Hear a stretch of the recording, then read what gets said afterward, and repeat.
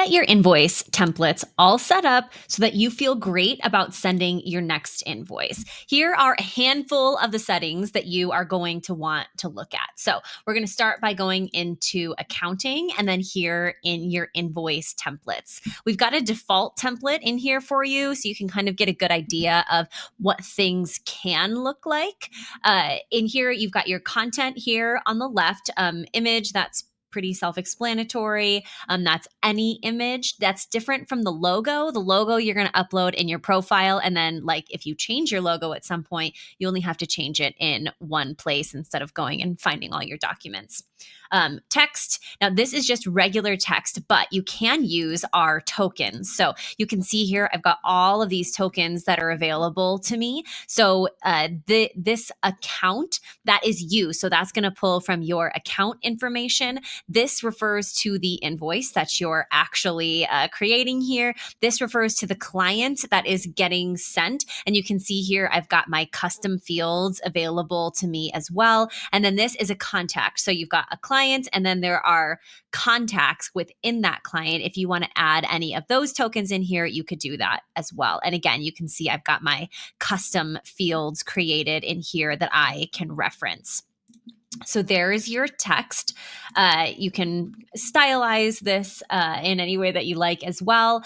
We've got attachments that you can add here, and here's some more of the layout. But the meat of this is going to be your line items. So that's this over here on the left, line items. When you pull that box in here, we have all of these fees set up for you. So you can see you can toggle on the columns here. So if you need to charge tax, let's say you're just going to charge flat rates and you don't want to do quantity, you can turn on and off these columns as needed. You can turn on detailed time entries, choose how your time is shown, and you can choose to round to the nearest 2 decimals. If you want to be really precise and allow your invoices to add up that way, you could turn that off and it would kind of calculate out to the number of decimals that works.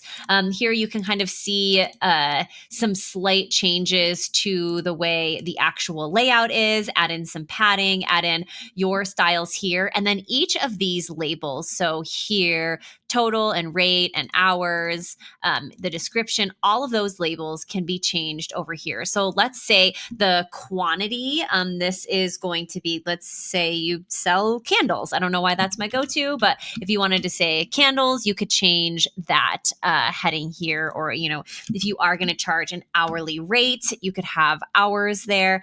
All of this is editable. So let's say you have an invoice that you're going to send to in another language. You could actually type in the correct language here, and then that would allow your clients to be able to see that in their own language. We've got our payment instructions. You can, again, create this footer for yourself, but this is going to be your template. And you can turn on this default template. If this is the one you always want to use, you can toggle on which of these templates is going to be the right one. So now you've got your template. The other thing that you're going to want to set up is here in your workspace settings and then your preferences. Then we'll go to invoices, and you can see here are your invoice settings. So you can turn on your invoice reminders. You can set up your Stripe card processing fees. It's different per country. So that should be automated for your country based on your location, but always worth checking. You can have your email templates here. So let's say you've got your email reminders turned on. Whenever I send a new invoice, I have chosen this invoice template. I've got payment confirmation. A due date is coming. It's going to come 1 day before the invoice is due. You've got your past due notifications. You can add in payment instructions here. Again, this is a bit like the logo. So if you don't want to change your payment instructions all the time, you can use the account.payment instructions token in your invoice. And then you can just create those payment instructions here, and they'll show up in all of your invoices. Here's where you can manage your invoice numbering. We've got a lot of different options for you, including creating your own custom format, depending on which way you want your invoice numbers to work. We've added some compliance settings as well. You can add in a header. You can add in your tax preferences here as well. Again, this is all in your workspace settings and then preferences and then invoices. Those are your main invoice settings that you'll want to create. So go ahead, get all of those set up, and then we will get moving on with the next section you need in Moxie.